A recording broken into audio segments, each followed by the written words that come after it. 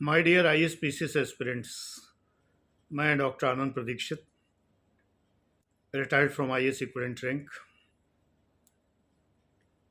नौकरी करिए, शान से करिए, कर सकते हैं। ISPCS की नौकरी आखिर इतनी शानदार क्यों है और इतनी अधिक काम्य क्यों है, यानी चाही हुई, डिजायर्ड। इसीलिए ना कि ये शान की सवारी है।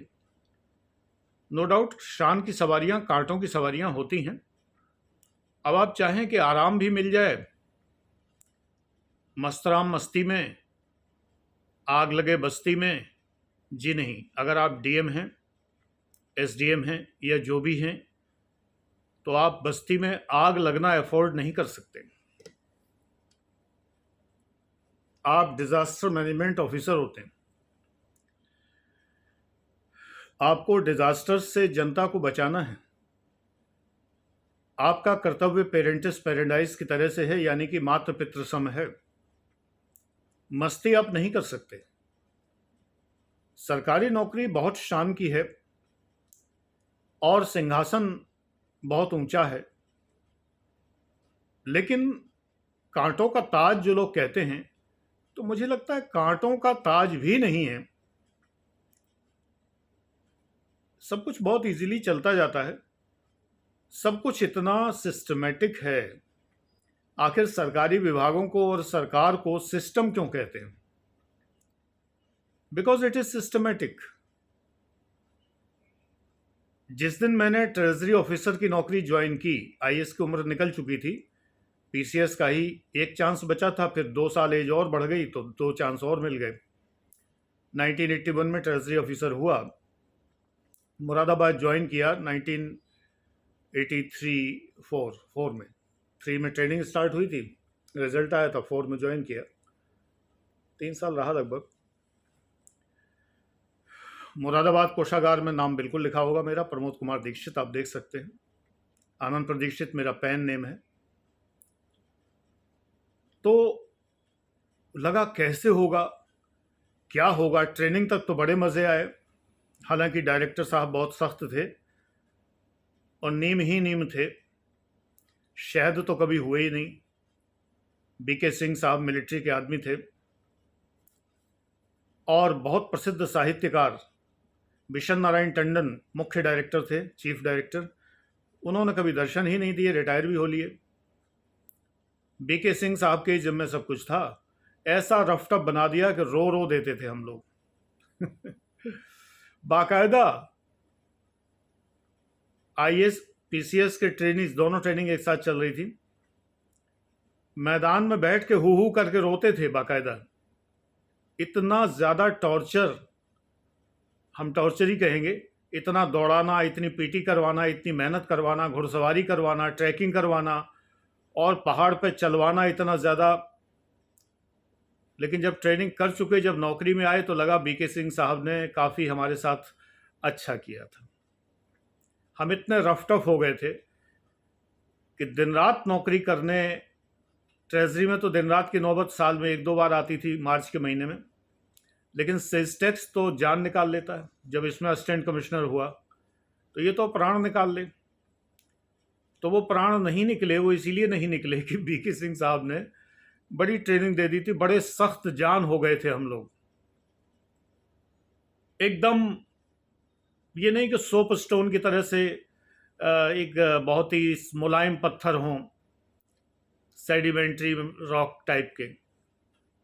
अजी कहाँ, इग्नियस रॉक हो गए थे, एकदम सीधे ग्रेनाइट, सख्त। ये सख्ती सरकारी अफसर को ट्रेनिंग में मिलती है। हर विभाग ट्रेनिंग नहीं देता PCS में, IAS में भी सब विभाग ट्रेनिंग नहीं देते। लेकिन मसूरी एकेडमी और नैनीताल की तब OTS, बाद में नाम हो गया था ATI, एडमिनिस्ट्रेटिव ट्रेनिंग इंस्टीट्यूट, ये तो बड़ा सख्त जान बना देती है। और ATI में PCS की ट्रेनिंग होती थी, यानी जो तब हमारे ज़माने में अपर सबऑर्डिनेट कहा जाता था, हमारे ज़माने में स्टेट सर्विस कहलाता था। फिर अपर सबऑर्डिनेट उसी में मर्ज कर दिया गया। आजकल जो आपका PCS एग्जाम है UP का, इसका नाम होता है combined state and upper subordinate examination, यानी स्टेट सर्विस और अपर सबॉर्डिनेट सर्विस दोनों का कंबाइंड एग्जाम। हमारे टाइम में हम लोग स्टेट सर्विस के अधिकारी थे, हाईएस्ट, और नाम के आगे पीसीएस लिखने का अधिकार होता था। अब नहीं है, सिर्फ एसडीएम ही पीसीएस लिख सकता है। एनीवे, तो इतना सख्त बना दिया जाता था ट्रेनिंग में, वरना ट्रेजरी अफसर को इतनी सख्ती की ज़रूरत क्या थी, इतनी ट्रेनिंग की क्या ज़रूरत थी, लेकिन दिया जाता था क्योंकि हम लोग डेपुटेशन पर भी जाते थे। ट्रेजरी ऑफिसर ऐसी पोस्ट है जो तमाम विभागों में पोस्टिंग होती है, हालांकि घुड़सवारी कहीं नहीं करनी इतनी सख्ती, लेकिन मेहनत बहुत करनी होती। तो स्टेमिना डेवलप करने के लिए इंटरव्यू बोर्ड ये भी देखता है कि जब आप अपीयर होते हैं इंटरव्यू बोर्ड के सामने, तो बोर्ड ये भी देखता है कि आप शरीर से स्टेमिना वाले दिखाई दे रहे हैं कि नहीं। ट्रेनिंग डेवलप तब करेगी जब आपके पास पूंजी होगी, तभी तो विकसित होगी पूंजी। जब पूंजी ही नहीं है तो पूंजी का विकास क्या होगा। आप बैंक पहुंच गए कि मुझे जो है फिक्स डिपॉजिट करवाना है, जिसमें पैसा 1.5 गुना हो जाता है। वो कहेंगे हाँ बताइए कितने रुपए जमा कर रहे हैं। आप कहें रुपया तो है नहीं हमारे पास, तो वो हंसने लगेंगे, भैया क्या जमा करोगे फिर। ऐसे ही है कि जब शरीर है ही नहीं, शक्ति है ही नहीं शरीर में, मेंस वेंस क्वालिफाई कर लिया हो भले ही, लेकिन इंटरव्यू में जब आप पहुंचते हैं आपके पास कोई शक्ति नहीं है शारीरिक, आप अपीयरेंस से एकदम से बिल्कुल वीक दिख रहे हैं, एकदम वल्नरेबल दिख रहे हैं, नाजुक एकदम से दिख रहे हैं, तो या लड़कियां हैं तो बहुत ज़्यादा फेमिनियन दिख रही हैं एकदम से, कि बिल्कुल एकदम छुई मुई सी, तो इंटरव्यू बोर्ड आपको पसंद नहीं करता। क्योंकि सरकारी नौकरी में स्टेमिना बहुत चाहिए, बड़ी मेहनत चाहिए, और उस मेहनत को करने में मज़ा आता है, क्योंकि आपके साथ एक टीम होती है। और अगर आप अकेले हैं तो आपकी टीम में सैकड़ों से हज़ारों लोग हो सकते हैं, depending on your service. PCS में है तो 50 लोग, सैकड़ों लोग होते हैं, आईएएस में है तो हज़ारों लोग होते हैं, और जब देश के स्तर पर होते हैं सचिव वगैरह, तो फिर कितने लाखों लोग होते हैं। तो आपके एक इशारे पर आपकी सारी टीम चलती है, और आपसे जो बेनिफिटेड होने वाले लोग हैं वो भी आपके पद के अनुसार लाखों या करोड़ों में हो सकते हैं। पीसीएस में है तो लाखों लोग हो सकते हैं, और आईएएस में है तो करोड़ों लोग हो सकते हैं। क्योंकि आपके कृत्यों का, सरकारी नीतियों का जो आप प्रचालन करेंगे, execution of government policies and public policies, उससे कितने लोग बेनिफिशियरी होंगे, उस सरकार की छवि आप ही बनाएंगे, बिगाड़ेंगे। तो स्टेमिना, इंटेलिजेंस का टेस्ट तो हो ही चुका होता है, लेकिन स्टेमिना ट्रेनिंग से मिलता है, लेकिन उसके लिए शरीर में कुछ तो होना चाहिए। तो इंटरव्यू के सामने जब आप अपियर हों तो हृष्ट पुष्ट हों, मोटे ताजे ना हों, लेकिन हृष्ट पुष्ट हों, लगे कि शरीर में ऊर्जा है, आप मरे गिरे से न जाएं, सर नमस्ते, ये ना हो, सर जी गुड मॉर्निंग। मेंस क्वालिफाई करना अलग है, और मॉर्निंग बोलना, गुड मॉर्निंग एनर्जेटिक वे में बोलना, और गुड मॉर्निंग बोलना, इन दोनों में बहुत फर्क है। अगर आप उस तरह से मॉर्निंग बोलते हैं, आपका इंटरव्यू गया। फिर उसी जमात में शामिल हो जाइए, वो कौन सी है वो, नसरत गैंग में। एनसीईआरटी सजेस्ट करते रहिए लोगों को, फेल करते रहिए लोगों को, खुद भी फेल होके। मैं चाहता हूं आप पास हो।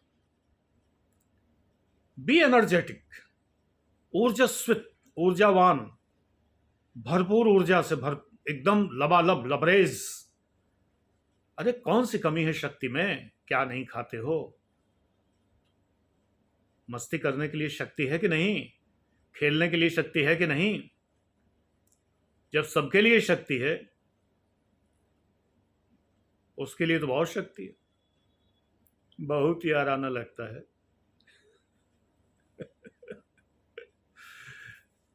तो वो शक्ति कहाँ चली जाती है पढ़ाई के समय, माय लॉर्ड।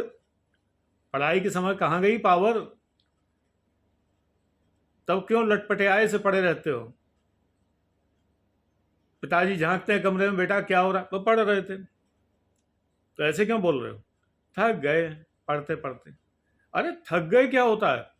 मैं 8-8 घंटे पढ़ के सांस नहीं लेता था, और पिताजी पूछते थे कि अरे कितनी देर और पढ़ोगे। मैं कहता हूँ पिताजी 1 कप चाय और पी लेते हैं बस। पिताजी चाय मांगने में मुझे कोई संकोच नहीं होता था, या पत्नी से। जब पत्नी नहीं थी, पिताजी चाय बना के देते थे, कॉफ़ी नहीं थी तब, कॉफ़ी तो इलाहाबाद जाके सीखी थी। जब पढ़ता था। फिर एक फेज़ जब पीसीएस की तैयारी का आया तो पिताजी भी थे और पत्नी, माता जी थोड़े भारी शरीर की थी, ज़्यादा मेहनत नहीं कर पाती थी। तो चाय कॉफ़ी के लिए पिता तत्पर रहते थे सदैव, पत्नी सदैव तत्पर रहती थी। इलाहाबाद में रहा तो खुद बना लेता था, वो आज तक आदत है। आप देखते हैं वीडियो बनाते समय कॉफ़ी पीता ही दिखता हूँ मैं। बात यह है कि एनर्जी मुझे चाय कॉफ़ी से मिलती है, पानी से तो कोई एनर्जी मिलती नहीं। बाकी ड्रिंक्स में पीता नहीं हूँ, उनसे एनर्जी नहीं मिलती, दिमाग ख़राब होता है। अगर आपको ये गलतफहमी है कि बियर शियर पी के आपको एनर्जी मिलती है तो फिर आप हो चुके आईएएस, भूल जाइए, फॉरगेट इट, है ना। फिर तो वही गैंग में रहिए आप। मैं ये चाहता हूं कि आप एकदम झंडे गाड़ते हुए, हमें बचपन में एक गीत सिखाया गया था मॉन्टेसरी स्कूल में, मारिया मॉन्टेसरी का एक स्कूल हुआ करता था, क्लास 3rd में उसमें पढ़ा हूँ, फिर वो बंद हो गया, लोग अफोर्ड नहीं कर पा रहे थे हमारे कस्बे के। पिताजी ने तो जी जान लगा के भर्ती करा ही दिया था मुझे। उसमें एक नर्सरी राइम सिखाई जाती थी, वो हिंदी इंग्लिश दोनों मीडियम में था, पढ़ाया जाता, दोनों भाषाएं पढ़ाई जाती थी। ना छोटे छोटे जानो हम सरदार बनेंगे, हिम्मत की फौजों के अलमबरदार बनेंगे। उर्दू का ज़माना था, पिताजी उर्दू मीडियम से थे। उस ज़माने में उर्दू बहुत ज़्यादा प्रचलित थी, आजकल तो देशद्रोह सा लगता है लोगों को। तो अलमबरदार, अलम, झंडा बरदार, flag bearer, front, wave front, एकदम तरंगाग्र, किसी भी सेना के आगे चलने वाले, हरावल दस्ता, नहीं पीछे दुबके हुए हैं, हर चीज़ में आगे, कोई भी बात हो मैं करूँगा। मेरे यहाँ जब कभी मीटिंग होती थी तो मुझे नोएडा की मीटिंग याद है कि एडिशनल कमिश्नर मीटिंग लेते थे, कहते थे कि भाई ये बड़ा चैलेंज है, दूध माफिया चल रहा है यहाँ पर, और वो बहुत सारा जो है मिल्क वैन में जो है वो सोना और चांदी और वो ले जाता है दूध के टैंकरों में, उसको कौन पकड़ेगा। मैंने कहा सर मैं पकड़ूंगा। बोले सोचा है कितना खतरनाक। मैंने कहा जानता हूँ मैं, बहुत खतरनाक, मैं पकड़ूंगा, मुझे आप जिम्मा दीजिए। हिम्मत की फौजों के अलंबरदार बनेंगे, बचपन से जो कसम खाई थी, पकड़ा, गोलियां चली, सब कुछ हुआ, बता चुका हूं किस्सा पहले।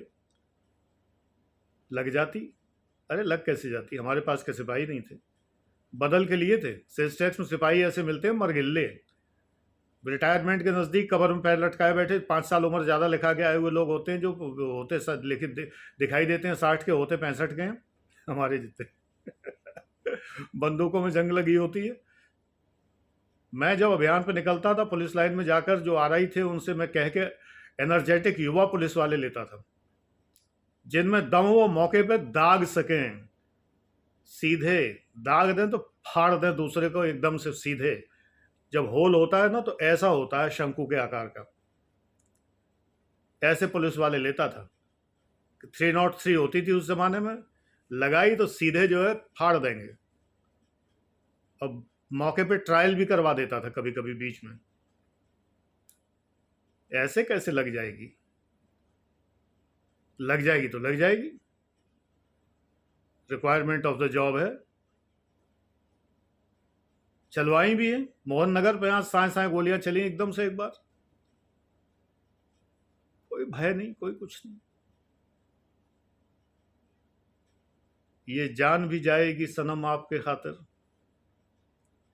मैं कोई देशभक्त नहीं हूं, लेकिन उनसे कम भी नहीं हूं। सेल्स टैक्स में हम लोग जान हथेली पर रख के जो पैसा कमाते हैं, उसी से हमारे वीर सैनिकों को सैलरी मिलती है। यदि हम सेल्स टैक्स इनकम टैक्स वाले ना कमाएं तो हर डिपार्टमेंट फेल हो जाए। इस बात का ईश्वर की कृपा से मुझे गर्व है कि मैंने अपने पूरे टेन्योर में 50 करोड़ रुपया कमा के इस डिपार्टमेंट को दिया, बड़ी मेहनत करके, जो दूसरे अधिकारी नहीं कमा पाते थे। ये गर्व करने का मौका आपको मिलेगा। डिपार्टमेंट थैंकलेस है, आपको थैंक्स भी नहीं देता, कोई बात नहीं है, आपके अंदर संतुष्टि मिलती है। मजाक में कहा करते थे, हमारे एक एडिशनल कमिश्नर कहते थे, ये ट्रेजरी अफसर रह के, ये हमारा अफसर जो है, मेरे लिए कहते थे, ये हमारा जो अफसर है ट्रेजरी अफसर रह के जितने बांट आया है पैसे, ट्रेजरी अफसर तो पैसे पेमेंट करने के लिए होता है, अब उतने ये कमा रहा है, इसीलिए ज़्यादा कमाता है, इसको लगता रहता है कि इसने बहुत बांटा है ये एडिशनल कमिश्नर हमारे विभाग के नहीं थे, आईपीएस थे। कानपुर में एडिशनल कमिश्नर आईपीएस होते, नोएडा में आईएएस होते, जिनके मैंने कई बार आपको बताया है, एक कोटेशन बताया है कि पोलाइट बट फर्म। ये कोटेशन मैंने बताया, जो मेरी बॉस थी, लो इस समय मैं नाम भूल गया, मैंने बताया कि वो हमेशा कहा करती थी कि अधिकारी को पोलाइट बट फर्म होना चाहिए। आप फर्म रहिए, आप बंधे हुए हैं खूंटे से। मैं हमेशा कहता हूं खूंटे से बंधी गाय। आप बंधे तो हैं ही हैं, फर्म तो आपको रहना ही है, लेकिन पोलाइट रहिए। कौन गर्ग थी? मोनिका गर्ग, आईएएस, नोएडा मेरी बॉस थी। तो चिंतन ही अलग होता है। तो अधिकारी जैसा चिंतन मैं आपको सिखाता हूं। 7 करोड़ का प्रश्न मैंने तो केबीसी देखा नहीं अभी इस बार। मेरे एक छात्र ने लिखा कि 7 करोड़ का प्रश्न पूछा गया डॉक्टर अंबेडकर के रिसर्च के ग्रंथ के टाइटल पर। मैं तो कितने बार इस चैनल बता चुका हूं, द प्रॉब्लम ऑफ रूपी। पेड क्लास में बताया है, फाउंडेशन बैच में बताया है, और हर बार मैं कहता हूं डॉक्टर अंबेडकर संविधान निर्माता से ज्यादा एक अर्थशास्त्री थे। जितना अद्भुत संविधान उन्होंने बनाया जो विश्व प्रसिद्ध है, और विश्व की समस्त सर्वोत्तम संविधानों के बेस्ट एलिमेंट्स लिए गए, कोई उधारी नहीं है। अंग्रेज लेखक लिखते हैं उधार का बोरा है संविधान, bag of borrowing. No, they are idiots. हमने जो अच्छी बातें हैं वो ली हैं, किसी से प्रेरित होना कोई बुराई थोड़ी है, और उनको हमने इंडियनाइज करके लिया है। ये डॉक्टर अंबेडकर की ही मेधा थी, जो उन्होंने भारत को फेडरेशन नहीं बनाया, यूनियन बनाया, कि राज्य छिटक के भाग नहीं सकते। तो जैसा अद्भुत संविधान बनाया है, अगर नेहरू ने अंबेडकर का मॉडल लिया होता इकोनॉमी का, ये डोमर और फोमर मॉडल न लेकर, अगर रशियन गॉस्प्लान की सहायता न लेकर अगर ये मॉडल लिया होता, तो आज भारत कुछ और ही होता। दलितोत्थान के लिए झूठे वादे करने की लोगों को जरूरत ही नहीं पड़ती, उत्थान हो गया होता, मेन स्ट्रीम कब की मिल गई होती।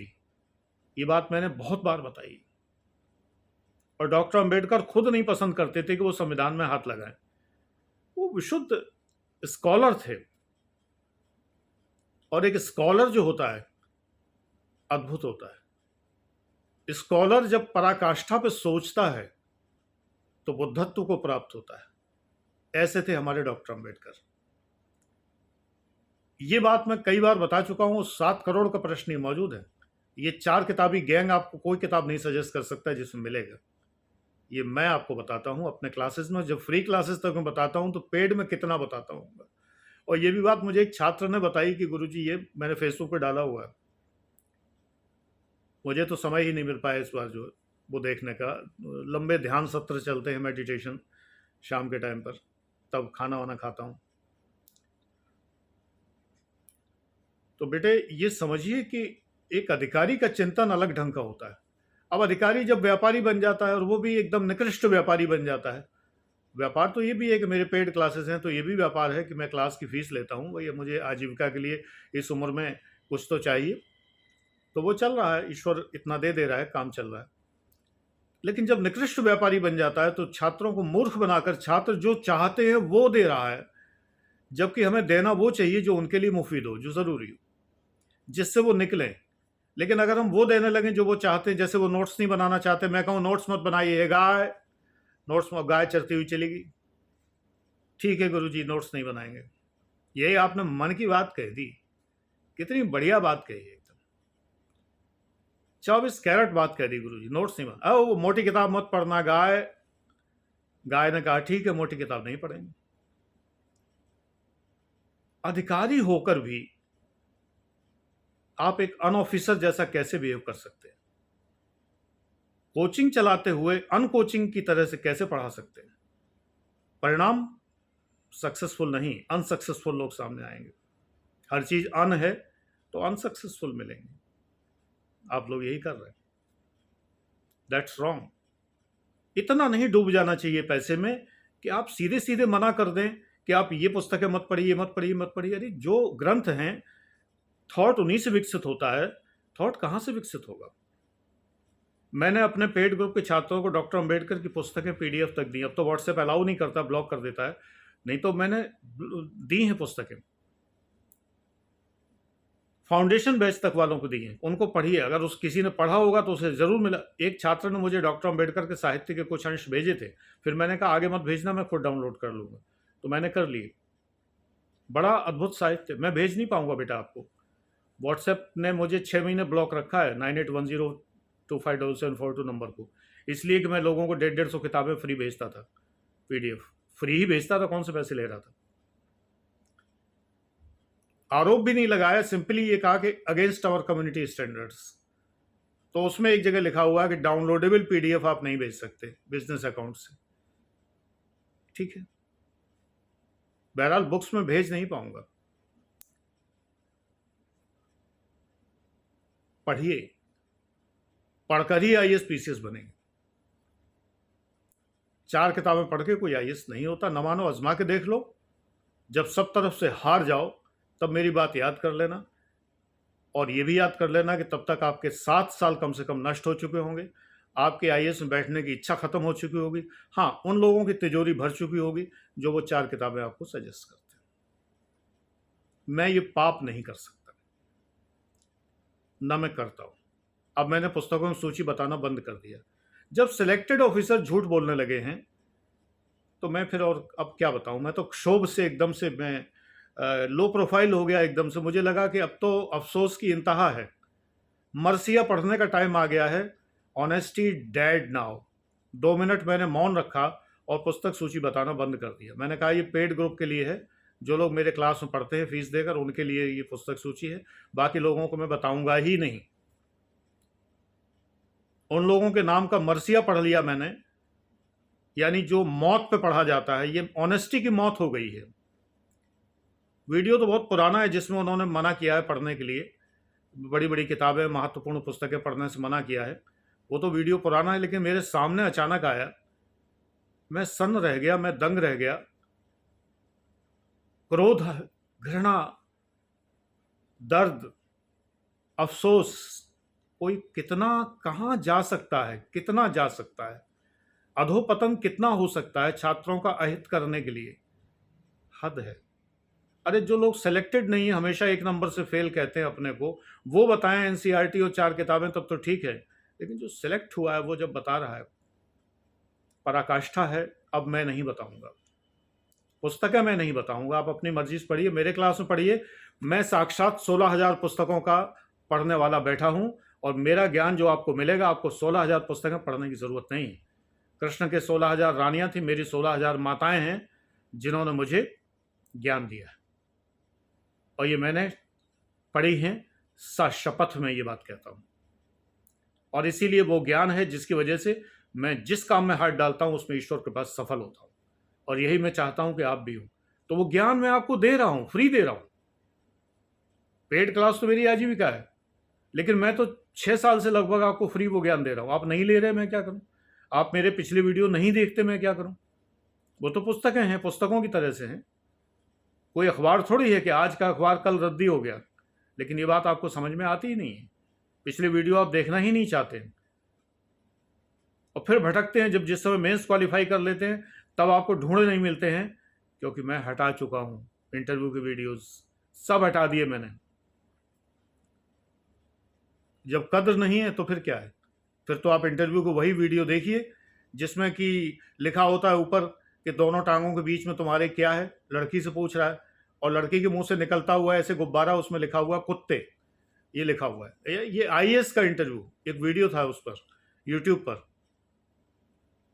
लड़की के मन में ये विचार आ रहा है और वो प्रश्न ये कर रहा है कि तुम्हारी दोनों टांगों के बीच में क्या है, हैं? ऐसे वीडियो को देख रहे हैं 10-10, 20-20 मिलियन लोग। परस्परम प्रशंसन्ति यहो रूपम अहो ध्वनि, उष्ट्राणाम लग्न वेलायाम गर्धवा स्तुति पाठ का। ऊंट की लगन चढ़ी, गधे ने स्तुति पाठ किया। गधा कह रहा ऊंट कितना सुंदर है, ऊंट कह रहा क्या आवाज है गधे की। यही पूरे सब जगह चल रहा है, यथा गुरु तथा शिष्य। धन्य है। मुझसे पुस्तकें मत पूछिएगा, मेरा गुस्सा चरम सीमा पे आ जाएगा।